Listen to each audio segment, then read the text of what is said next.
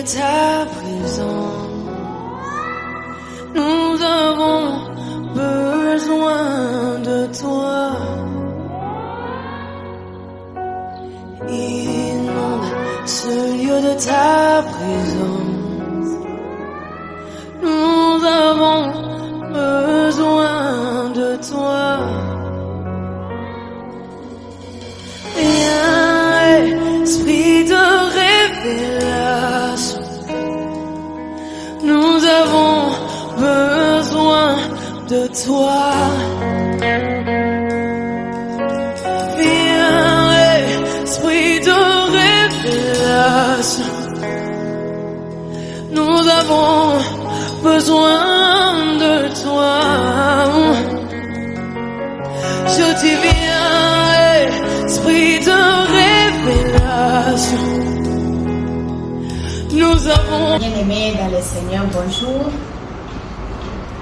Une fois de plus, c'est une joie pour moi de partager encore avec vous ce moment vraiment de partage, d'exhortation encore pour la prière.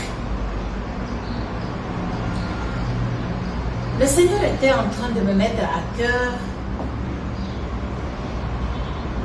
en regardant la vie d'un bon côté. Parce que la plupart des cas, quand nous regardons la vie, nous regardons toujours ce qui est négatif. Et si c'est négatif, dans notre vie, on pleure, on pleurniche. S'il y a du mal, on est découragé, on est abattu, on abandonne. On ne veut plus entendre de la vie de prière, ni de Dieu, ni de la parole de Dieu, parce que quelque part, on a prié, on a cherché la face de Dieu et le Seigneur ne nous a pas venu au secours comme nous l'avons voulu ou au moment où nous voulons que Dieu puisse exaucer nos prières. Bien-aimés, je suis dans Genèse chapitre 26, le verset 12 jusqu'à 29. C'est la vie d'Isaac. Nous tous nous savons que Isaac est le fils d'Abraham et Abraham, Dieu lui a promis la bénédiction, la multiplication, n'est-ce pas, de ce qu'il devait avoir et d'avoir les enfants comme les sables de la mer. Mais Abraham était un homme de la foi et il avait l'héritage, il avait aussi la richesse visible, palpable, qu'il a laissé à son fils Isaac, que nous appelons l'héritage. Il avait des puits d'eau qu'il était en train de creuser et qui lui appartenaient réellement. Mais après la mort d'Abraham, Isaac veut aller, n'est-ce pas, rester en Égypte ou fuir là-bas à cause de la famine, à cause des circonstances, des situations qui étaient difficiles. Mais Dieu lui dit non, ne pars pas là-bas. Je te conduirai vers un endroit où je vais te bénir pour que je puisse accomplir la promesse que j'avais faite, l'alliance que j'avais faite avec ton père Abraham. Et c'est ainsi que Isaac se retrouvera parmi les Philistins. Et quand il se trouve parmi les Philistins, le puits appartenait réellement à Abraham, le puits d'eau. Et voilà, le fils des Philistins vient à chaque fois lui combattre et lui dire non, c'est notre terre, ça nous appartient, tu ne peux pas prendre ça. Et pourtant c'était son héritage. Cela prouve à suffisance, bien-aimés, que nous avons des promesses dans notre vie. C'est vrai, nous avons déjà l'alliance avec Dieu, le fait d'accepter Christ comme Seigneur et Sauveur, ou le fait de naître dans une famille chrétienne, ou d'avoir les parents réellement qui nous ont consacrés à Dieu, que Dieu a promis de grandes choses.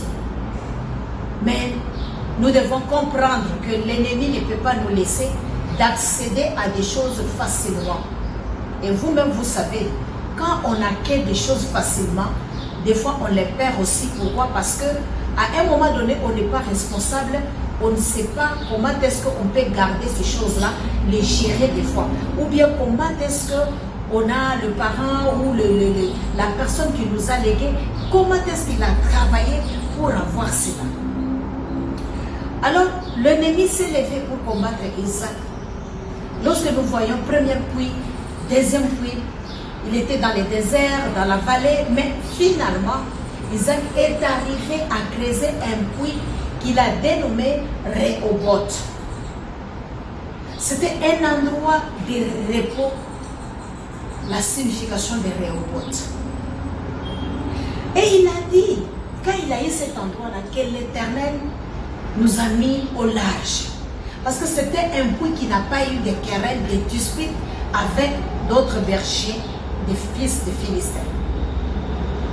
Et voilà, il a commencé, bien aimé, à travailler. Il n'a pas baissé les bras. Il n'a pas abandonné. Et c'est ce travail-là, la persévérance-là, le courage qu'il avait, la volonté de poursuivre jusqu'au bout. Il est entré réellement dans l'héritage, dans la promesse que Dieu avait promis. Il a été tellement béni. Le fils de Philistin, quand ils ont vu ça,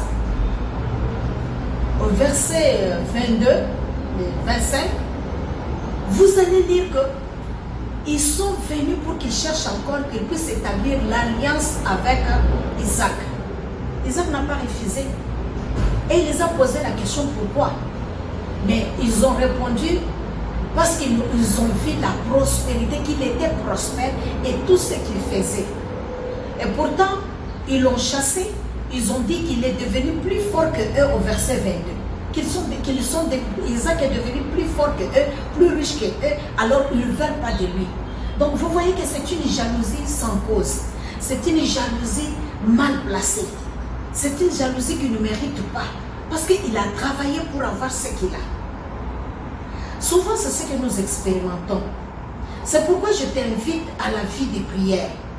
Parce que tu peux être béni, l'ennemi ne veut pas. Tu peux être béni, quelqu'un d'autre ne veut pas. Il ne veut pas pourquoi tu t'es marié. Il ne veut pas pourquoi tu as des enfants. Il ne veut pas pourquoi tes enfants étudient. Il ne veut pas pourquoi ton mari travaille. Il ne veut pas pourquoi votre famille vous avez l'amour. Il ne veut pas pourquoi vous vous entendez. Il ne veut pas pourquoi on prend soin de toi. Il ne veut pas pourquoi tu es tel que tu es là. Il ne veut pas pourquoi toi tu es intelligente. Tout ce que tu entreprends, tu réussis. Quelque part, c'est parce qu'il voit que ce que toi tu as là, et non pas. Et qu'est-ce que ça fait? Ça amène la haine, ça amène la jalousie, ça amène des combats. Parce qu'il se trouve que ce que toi tu as, ils ne comprennent pas que toute bénédiction vient de Dieu. C'est une grâce que tu as reçue de la part du Seigneur. Parce que personne ne choisit la souffrance. Personne ne choisit l'échec. Personne ne choisit de naître dans une famille ou une autre. Mais c'est une grâce, c'est Dieu qui fait tout. Et cela nous vient de lui. On peut naître d'un même père, d'une même mère, mais nous n'avons pas la même destinée. Nous n'avons pas le même appel. Nous n'avons pas le même service que nous pouvons rendre, ou le même talent, le même avantage, la même opportunité. Nous ne pouvons pas en avoir. Donc Dieu fait comme il veut, à qui il veut, quand il veut. Mais le monde ne comprend pas. Bien aimé, je dis toujours que depuis le jardin d'Éden, quand le péché, l'homme a chuté, l'homme a commis le mal, l'abomination, la désobéissance devant Dieu, bien aimé, le mal est entré dans le cœur de l'homme, le mal est entré dans la vie de l'homme. La chair que nous avons nous amène à poser des actes que nous ne voulons pas, qui sont contraires à la volonté de Dieu, à l'amour de Dieu. Donc ne t'étonne pas. À chaque fois tu fais des choses, à chaque fois tu réussis, à chaque fois tu as quelque chose, sache bien que c'est un ennemi. Si tu étais célibataire, tu trouves un mari, sache bien que tu auras un ennemi quelque part entre guillemets que toi tu ne connais pas, qui est contre ce mariage-là. Dès que tu entres dans le mariage, tu as des enfants. Il y a des ennemis qui s'élèvent. Pourquoi elle ou lui? Dès que tu travailles, il y a cela qui ne fait pas. Pourquoi il est engagé? Pourquoi lui, il vit bien avec sa femme? Pourquoi lui, il prospère? Pourquoi lui, il fait des projets, il réussit? Donc, il y a des esprits, il y a des ennemis qui s'élèvent. Mais une chose que je vais te dire, pendant que le nombre d'ennemis augmente, tu dois aussi augmenter ta vie de prière. Tu dois aussi apprendre à vivre comme deuxième chose dans la discrétion. Parce que le fait que tu vis, les gens voient, ça attire les autres. Les fils des Philistins, ils ont vu. Et il y a une sœur qui m'a dit aussi, non, telle sœur, elle est tellement orgueilleuse. Hein, quand on la voit là, quand elle est là avec sa clé, elle fait comme ça. Et puis à un moment donné, quand on la regarde elle-même là, qu'est-ce qu'elle a que nous manquons? Ça ne montre même pas qu'elle a l'argent. Son corps là, quand nous la regardons, il n'y a rien qui montre qu'elle a l'argent. Ah, pourquoi tu dis ça? J'étais étonnée. Je dis, ma soeur, pourquoi tu dis ça? Il dit, oui, quand il y a quelque chose là, ça se voit, ça se sent. On le comprend, on observe et on sait qu'il y a quelque chose là-bas. Vous comprenez? Donc les gens voient. Et c'est ce que les fils de Philistins ont vu. Ils ont vu quelque chose en Isaac. Ils ont vu qu'il a des champs, qu'il a des brebis, qu'il a des troupeaux et il est prospère. Et ils sont venus. La même chose, les gens voient. Même si tu ne les dis pas, ils vont voir. Alors ne t'expose pas. Ce que tu dois faire, c'est prier. C'est prier, chercher Dieu davantage. Parce que le nombre des ennemis augmente au fur et à mesure que tu réussis, au fur et à mesure que tu es élevé, au fur et à mesure que Dieu te fait grâce. Mais qu'est-ce que nous observons? Beaucoup de frères et de sœurs, quand ils sont bénis, ils trouvent que c'est le moment d'abandonner la prière. C'est le moment de se relaxer, c'est le moment de se réjouir, c'est le moment de fuir l'église, c'est le moment où on n'a pas besoin de Dieu encore. Ils ne veulent pas parce que quelque part, ils se disent que non, je ne serai pas vraiment là en train d'aider tout le monde. C'est à cause de ma force, de mon intelligence que j'ai issu de ces choses-là. Ils n'ont qu'à travailler aussi, ils n'ont qu'à faire aussi. On oublie qu'il y a des gens comme nous qui sont intelligents aussi plus que peut-être nous, mais qui ont été bénis, qui n'ont pas cette grâce-là que toi tu as. Mais pour protéger ce que tu as là, tout nous vient de Dieu, n'est-ce pas? C'est ce que je t'ai dit. Alors, cherche Dieu davantage. Cache-toi en Dieu davantage. Cherche la présence de Dieu. Lorsque vous descendez, vous allez voir que Isaac, qu'est-ce qu'il a fait? La première des choses, on nous dit, il a établi l'autel.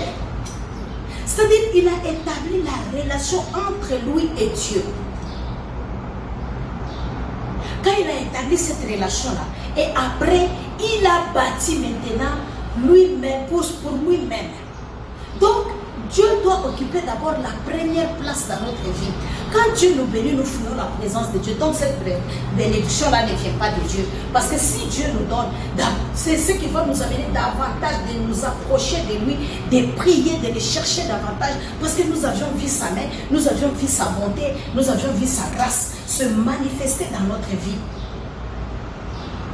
Alors cette bénédiction qui nous éloigne de Dieu, nous devons nous poser la question. Parce que si Dieu nous donne, c'est pour sa gloire. C'est pour que les autres glorifient le Seigneur aussi, à travers ce que Dieu nous a bénis, pour que nous puissions aussi le bénir. Bien-aimé dans le Seigneur, tu commences à mettre Dieu dans la première position et rétablir la relation entre toi et Dieu. Parce que si tu t'éloignes, tu seras toujours un enfant de Dieu, mais tu n'auras pas cette relation entre Dieu et toi. Il n'y aura pas, parce qu'il y aura coupure, il y aura, n'est-ce pas, cette séparation-là. Donc je t'exhorte de prier encore davantage, de chercher Dieu, de le mettre dans la première position. Et après, bien-aimé, avoir fait cela, oh, tu vas maintenant t'occuper de ta vie. Tu vas t'occuper de ta vie. Bien-aimé, il faut prendre la vie des bons côtés. Si les gens te haïssent, les gens te calomnient, les gens te combattent, les gens ne veulent pas de toi, tu sais, il faut prendre le temps de t'accepter d'abord toi-même. Parce que la plupart des cas, nous nous plaignons maintenant. Nous pleurons, nous nous lamentons. Nous nous jugeons nous-mêmes.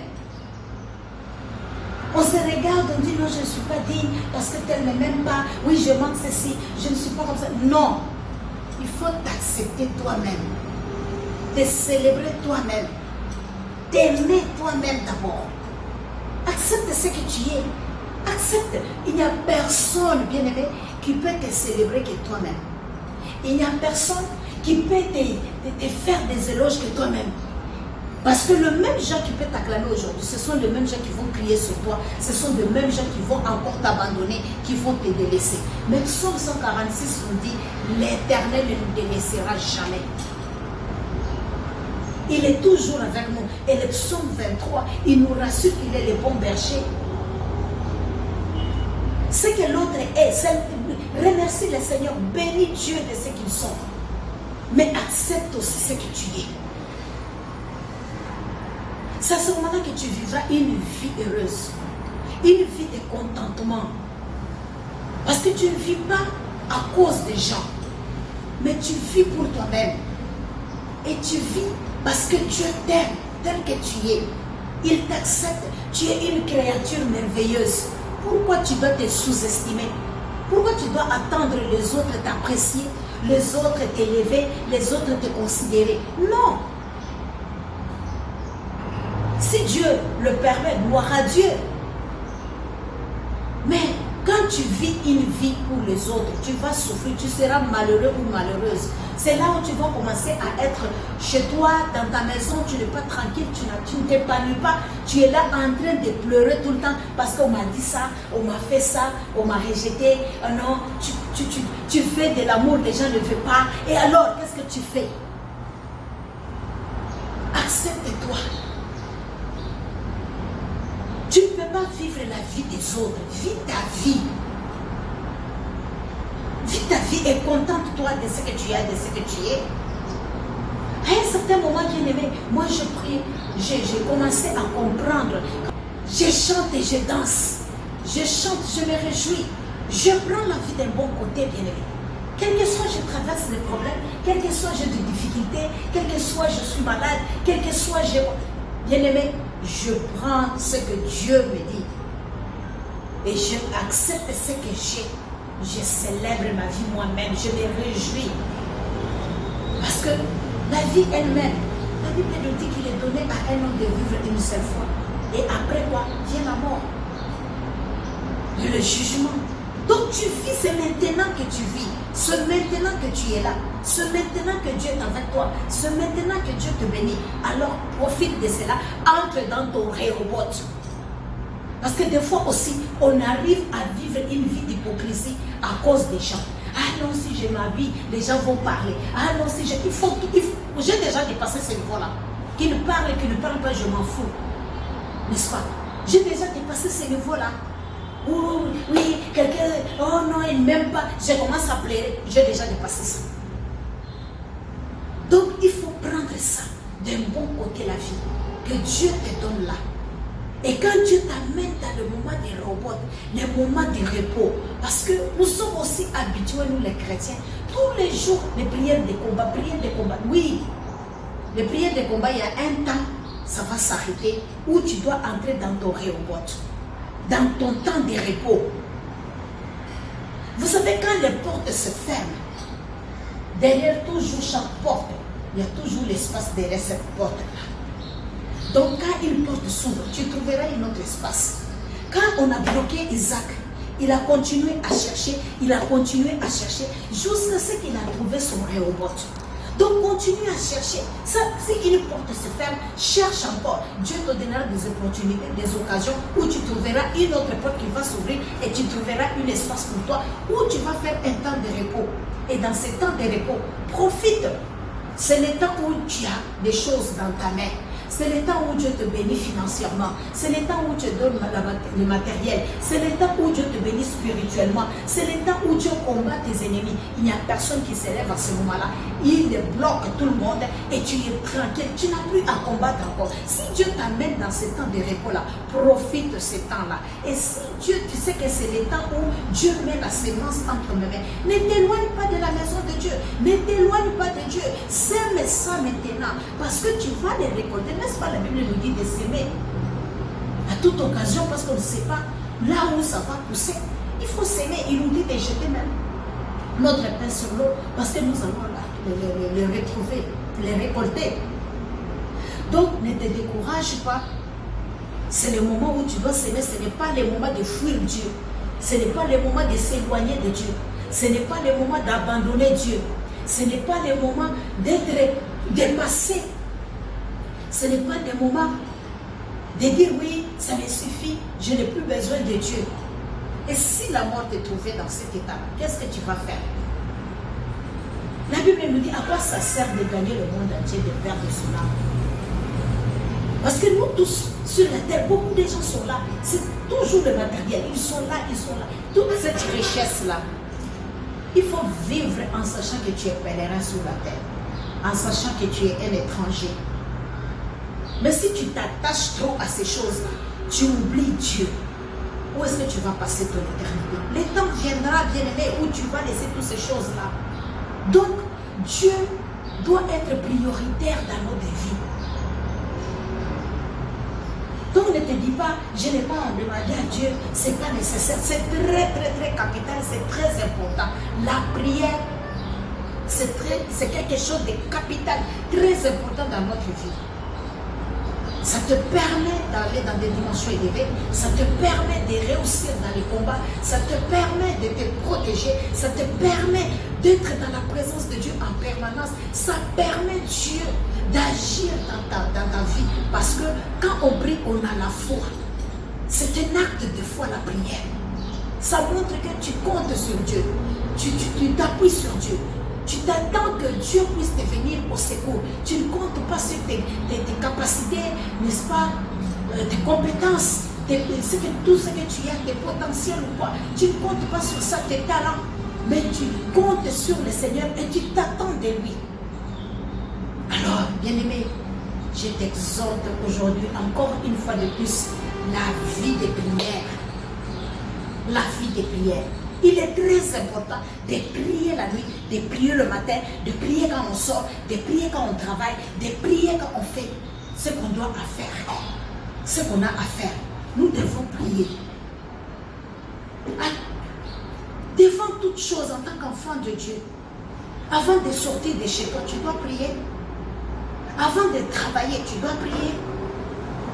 Avant de voyager, de faire quoi que ce soit, de prendre ta voiture là, tu vas prier. Parce que tu ne sais pas les embûches que l'ennemi a déjà mis sur ton chemin. Tu peux trébucher, bien aimé, tu peux tomber comme ça. Et puis, c'est fini pour toi. Mais si l'Éternel est avec toi, qui sera contre toi? Il assujettit nos ennemis. Parce que lui, il est assis sur le trône. Et son trône n'a pas de fin. Il est éternel. Il dit, il est assis sur le trône jusqu'à ce qu'il fasse nos ennemis, n'est-ce pas, nos marchepieds. Mais il ne le fera pas si toi tu ne lui dis pas que voilà Seigneur, ce matin j'ai besoin de ta protection. Ce matin j'ai besoin que tu bénisses ma maison. Ce matin j'ai besoin que tu bénisses mon mari. J'ai besoin que tu gardes mes enfants à l'école. J'ai besoin que tu gardes mon magasin. J'ai besoin que tu bénisses les clients qui vont rentrer chez moi. J'ai besoin que tu protèges mon finance. J'ai besoin que tu m'accompagnes. Donne-moi la force de me tenir debout dans le travail où je fais. Je ne sais pas quel genre de travail que tu fais. Demande l'intelligence à Dieu. Demande la patience à Dieu. Demande la capacité à Dieu. La tolérance à Dieu. Le contrôle à Dieu. Demande qu'il te révèle des choses pour bien faire ce que tu as à faire. Et tout ça là, c'est à genoux, bien-aimé. La victoire ne se gagne pas dans la bouche. La victoire, c'est à genoux que nous gagnons, que nous arrivons, bien-aimés, à dire à Dieu d'amener à l'existence ce qui n'existe pas. C'est par les genoux qu'on se relève et qu'on devient forte. Tu ne peux pas combattre l'ennemi tant que dans tes mains, tu n'as pas la force. Et si Dieu est de ton côté, c'est ce qu'Isaac a expérimenté. Parce que Dieu était avec lui. Parce que Dieu avait déjà promis. Dieu avait déjà planifié des bonnes choses pour lui. Et nous aussi, la Bible nous dit, en Christ Jésus, Dieu a planifié des bonnes choses pour nous. Avant la fondation du monde. Afin que nous puissions les accomplir, ces bonnes œuvres-là. C'est Éphésiens qui le dit. Mais si toi, tu abandonnes ce chemin, tu te décourages, tu dois comprendre que Dieu répond à son temps. Dieu agit selon son temps. Et comprends que le temps que tu es là, c'est le temps où tu dois chercher Dieu. C'est le temps où c'est la saison, bien aimé, d'accrocher à Dieu. C'est la saison où tu dois te consacrer davantage. Fais la prière de consécration. C'est le temps où tu dois tout abandonner, rester seulement avec Dieu pour que tu sois à l'écoute, pour qu'il t'oriente. Il faut que tu comprennes quel genre de saison, tu es dans quel temps que tu es en train de traverser. Si c'est dans le désert, crois réellement que Dieu te fera sortir de ce désert-là. Il prendra soin de toi. Si c'est dans la vallée, il va te relever, t'aimer.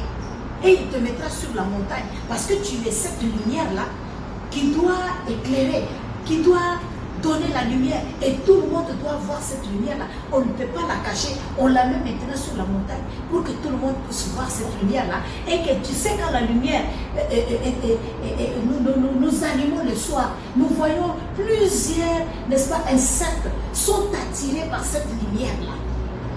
Donc il te faut d'abord Dieu. La Bible dit que la parole de Dieu est une lumière sur nos sentiers. Quand la parole de Dieu vient à nous, elle nous remplit, elle devient une lumière. Elle nous éclaire. Et Ésaïe nous dit, Ésaïe, je pense 30, nous dit que marche sur cette voie. Et quand tu marches, tu entendras la voix de Dieu qui te conduit. Qui te dira, voici la voie, suis-la. Il te parlera. Il est le Dieu qui parle. C'est un Dieu qui écoute et qui exauce la prière. Donc je t'exhorte encore, bien-aimé, ne te fatigue pas, ne regarde pas les rejets, ne regarde pas la douleur que tu traverses, ne regarde pas les humiliations, ne regarde pas, bien-aimé, ce que tu fais qui ne réussit pas. Persévère encore, reste encore là, cherche encore davantage, fais encore la même chose. Le problème aussi que nous avons, on peut prier Dieu, on cherche, on travaille à un endroit, mais quand Dieu vient pour que nous puissions nous bénir, nous laissons encore cette chose-là, on commence à faire encore autre chose. Et quand tu changes comme ça, tu recommences à zéro encore. Et là, le temps passe. Reste là où tu es, attache-toi et prie encore sérieusement. Le Seigneur ne t'abandonnera pas. Il dit que si nous les hommes, nous sommes infidèles, mais lui, il est toujours fidèle. La Bible dit qu'il est toujours derrière sa parole pour faire quoi? Pour l'accomplir. Et si cette parole-là sort de la bouche de Dieu, ce que nous appelons le réma, si ça sort de la bouche de Dieu, bien aimé, elle vient pour accomplir ce de quoi elle est sortie. Elle ne retournera pas à Dieu sans produire des effets, sans donner les fruits, sans agir, bien-aimé. Elle va agir, mais c'est à toi de croire dans cette parole. C'est à toi de croire que Dieu est le fidèle, il est le rémunérateur de ceux qui les cherchent. Si tu les cherches de tout ton cœur, tu les cherches de toute ton âme, de toute ta pensée, bien-aimé, il viendra vers toi. Et c'est comme j'ai dit la fois passée, des fois nos prières, nous sommes toujours distraits.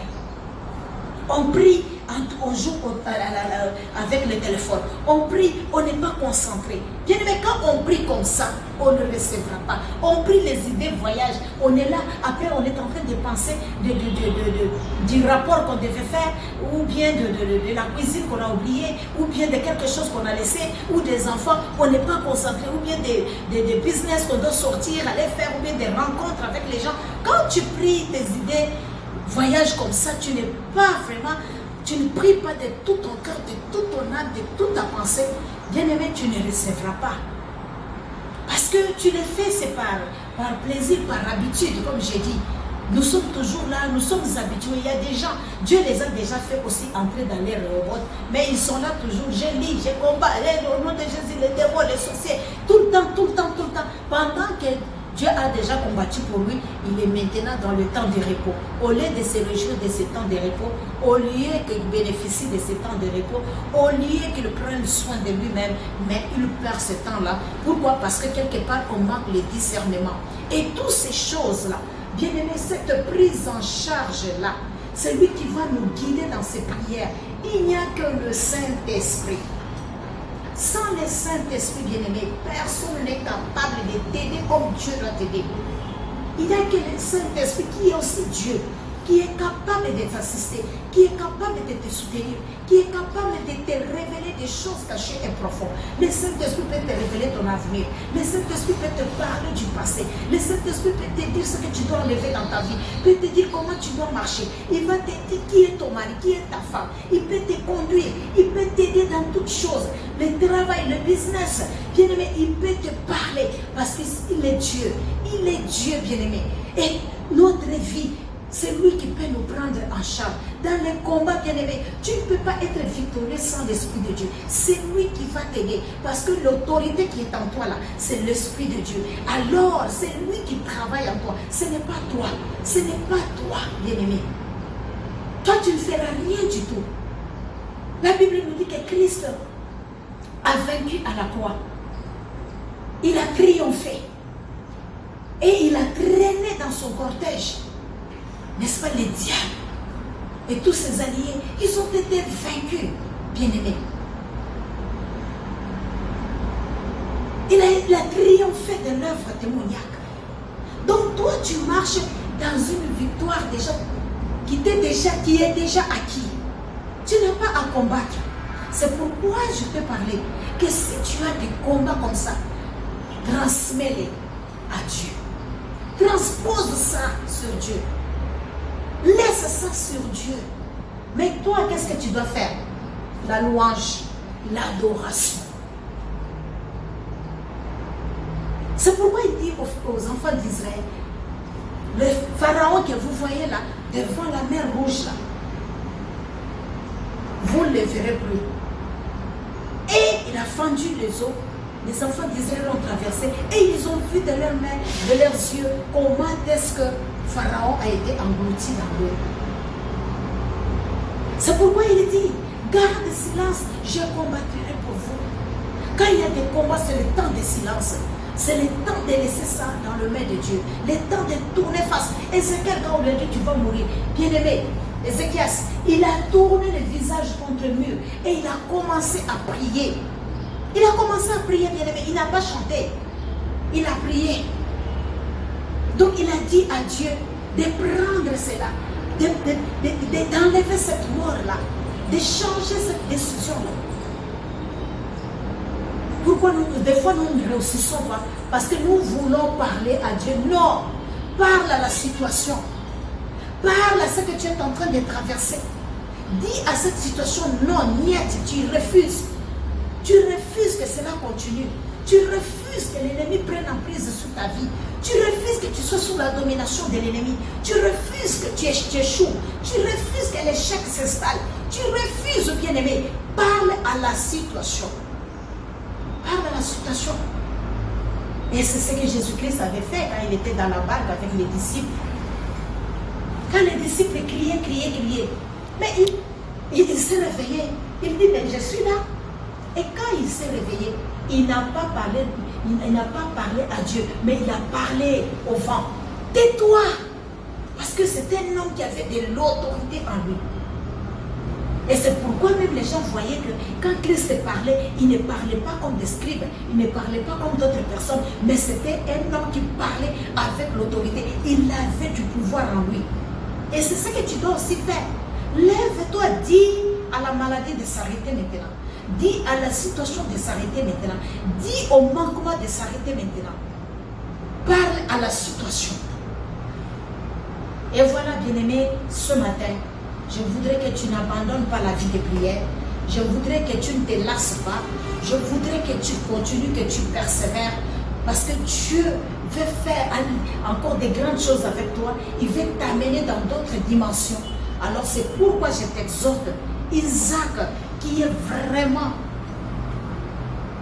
le fils d'Abraham, biologiquement, parce que nous le sommes par la foi, parce qu'il a été obéissant à Dieu. Et nous tous qui sommes nés de Christ, nous sommes devenus le fils d'Abraham par la foi.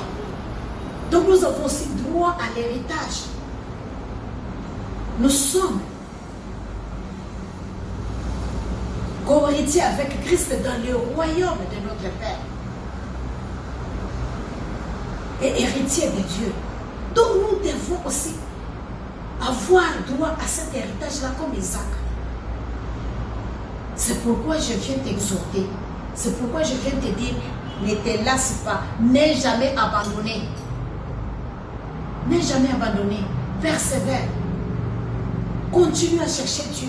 Continue à prier. Et la face de Dieu, la Bible nous dit que lorsque nous cherchons Dieu de tout notre cœur, que la lumière de Dieu se laisse voir, nous éclaire sur notre chemin. Dieu se laissera voir. Il se manifestera. Et nous verrons la manifestation de Dieu dans notre vie. Que Dieu vous bénisse abondamment. Relève-toi maintenant dans la prière. Encourage-toi dans la prière. Donne-toi la discipline de prier à chaque moment que tu peux avoir le temps de prier. Mais au moins prie. Ne néglige pas la prière. Que Dieu vous bénisse abondamment.